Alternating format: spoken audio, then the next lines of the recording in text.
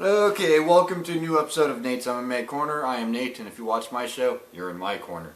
Today's episode is a post-fight show for UFC on Fox.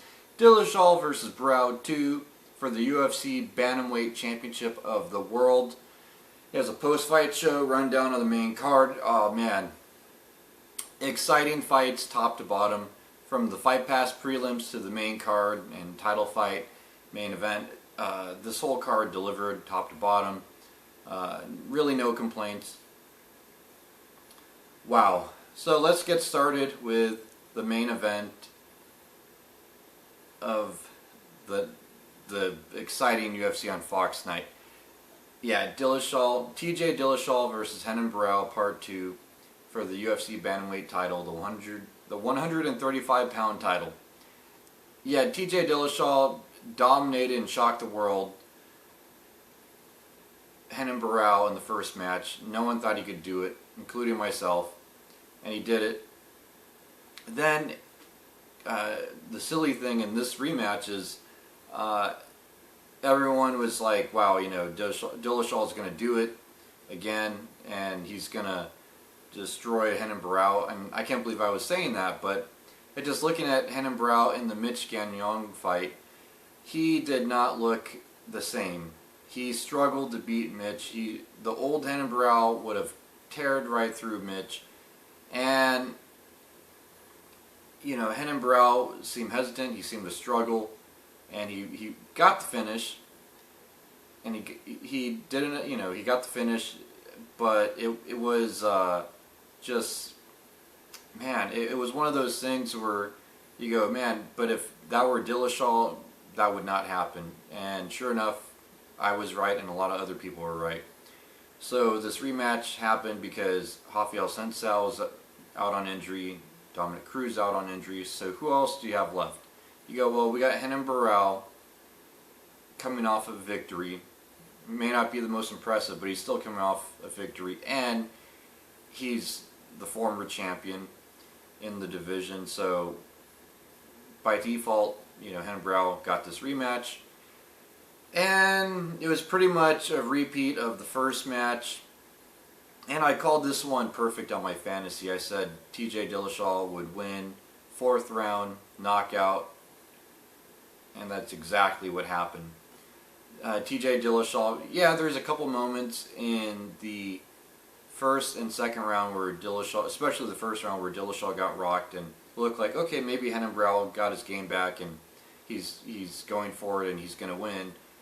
But he started to gas out end of round 1, and definitely in round 2 you noticed something different. In round 3 he was definitely gassed, and Dillashaw was able to capitalize off that and really tee off on him. And this was a good stand-up war. It was pretty much a kickboxing match. Renan Barao was hard to take down like always, but that was pretty much the best part for him is, you know, he really wasn't, you know, getting taken down. TJ Dillashaw still was able to work off that and have Barao worried about takedowns, so he was stuffing those takedowns. And then Dillashaw would work strikes in the clinch and then break off and go back to teeing off on him in the stand-up. Yeah, TJ Dillashaw is the real deal.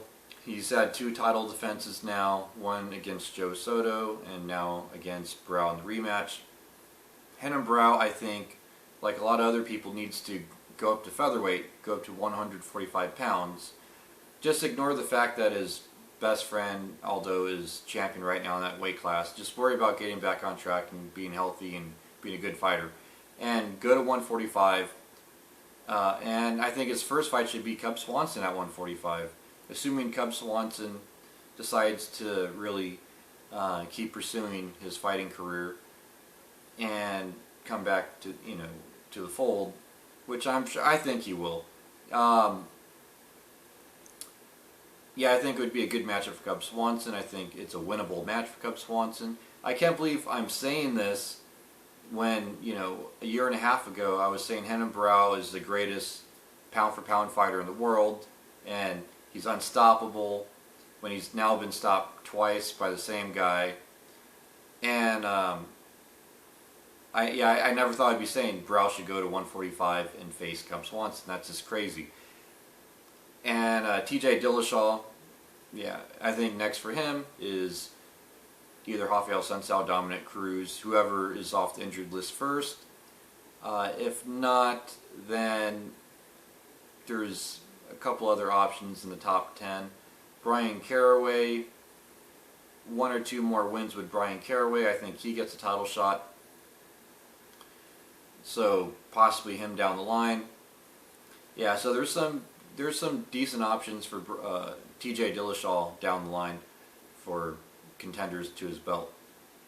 So there you have it, folks.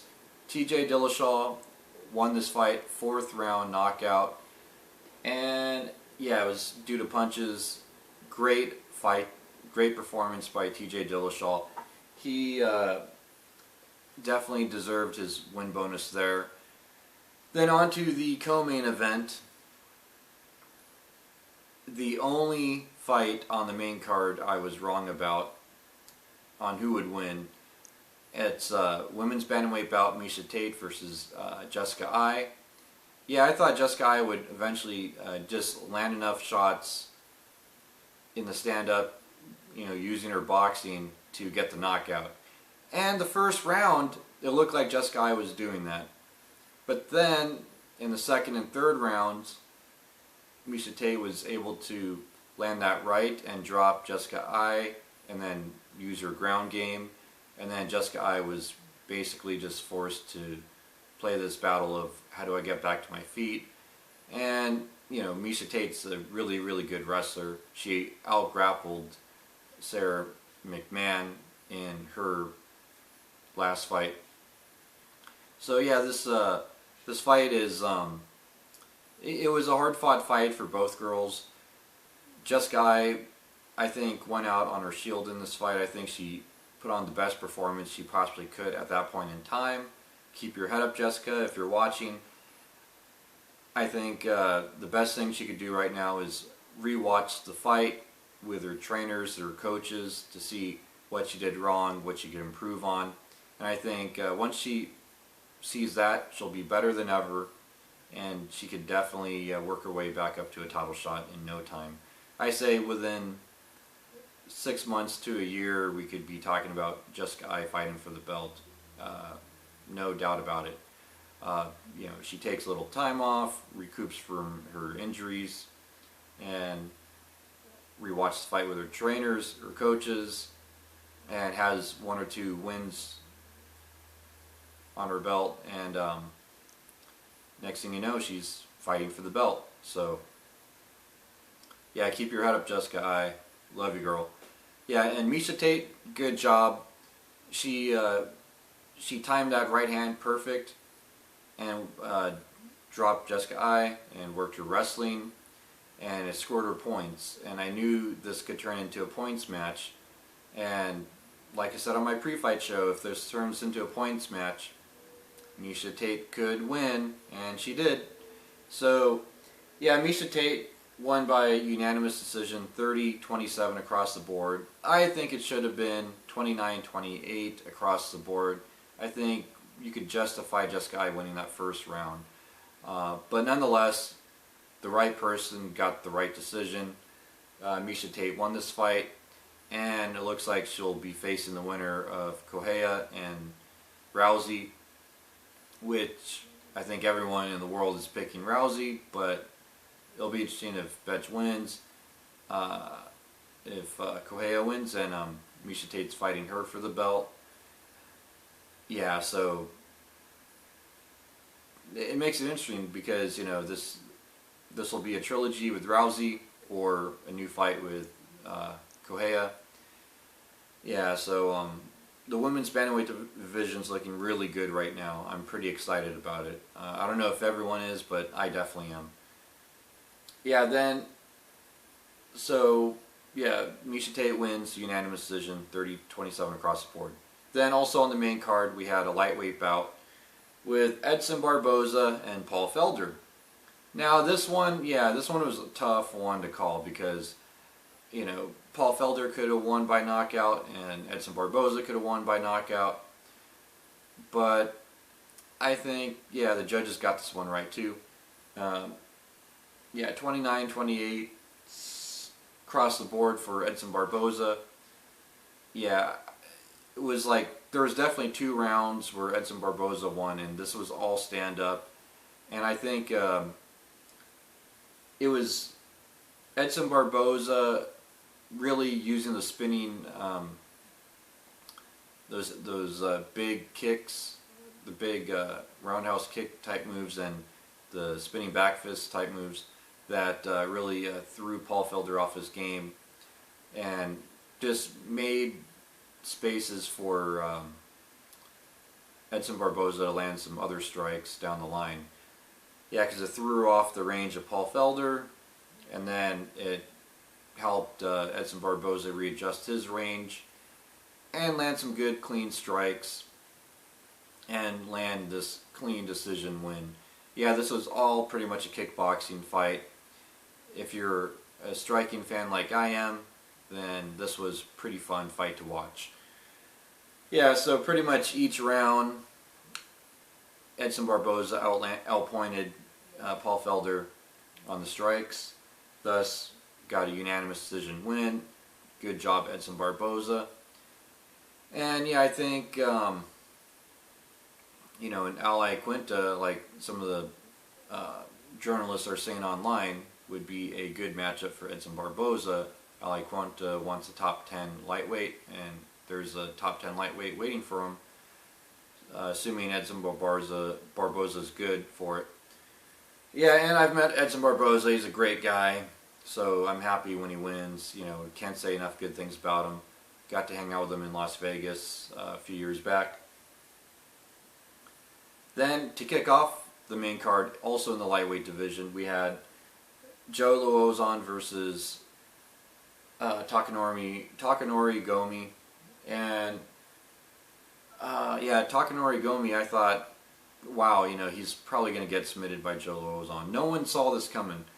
Yeah, Joe Lauzon won in the first round by TKO punches. Who would have guessed? I mean, Joe Lauzon could knock people out, but he's known as a submission guy. He loves to submit people. He's got a lot of bonuses off submissions.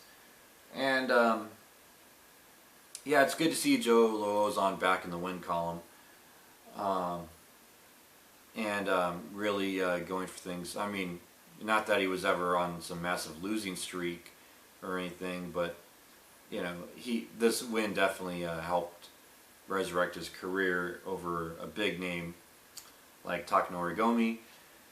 Yeah, so it was TKO punches midway into the first round for Joe Lauzon.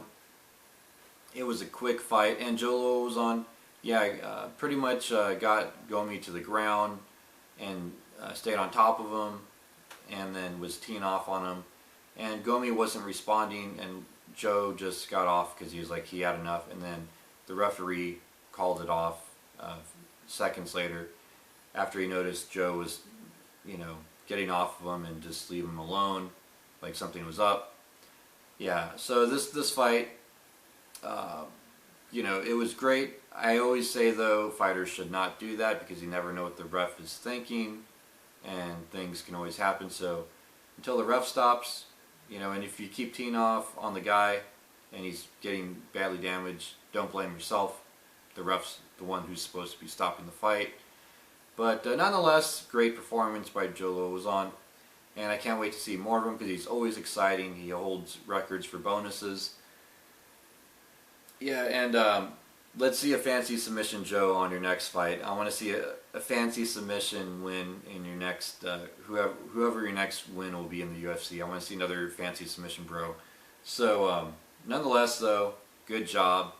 And that wraps up my post-fight show for UFC on Fox, Dillashaw vs. Barao 2. Stay tuned for my next episode, which will be a pre-fight for UFC 190. Ronda Rousey versus Bethe Correia for the UFC Women's Bantamweight Championship of the World, and it'll be taking place in Brazil. It'll be a pretty good pay-per-view. You got some big matchups on there. You got a big heavyweight match on there. You got a big light heavyweight match on there. And you got the Ultimate Fighter Season 4 Brazil finale finalists duking it out on that pay-per-view. So until then, see ya.